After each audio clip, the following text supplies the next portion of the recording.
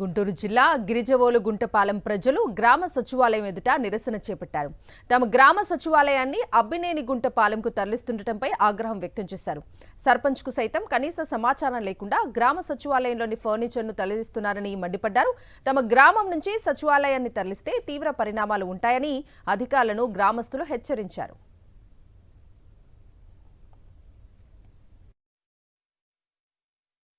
మా గ్రామంలో 7 సంవత్సరాల నుంచి సచివాలయం నడుపుకుంటూ ఉన్నాము.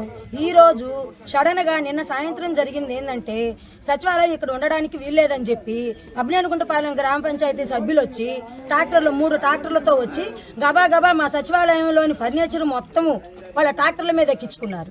మేము వచ్చి అడిగితే మాకు ఆర్డర్ వచ్చింది అన్నారు. Please show me your order, మాకు ఆ పేపర్ చూపించండి. ఆర్డర్ పేపర్ మాకు చూపిస్తే మేము దాన్ని పట్టుకొని మేము ఎక్కడికి వెళ్ళాలో అక్కడికి వెళ్తాం. అంతేకాని ఎవరికి చెప్పకుండా ఎవరికి ఏ విషయము తెలియజేయకుండా మీరు ఎలా షిఫ్ట్ చేస్తారు?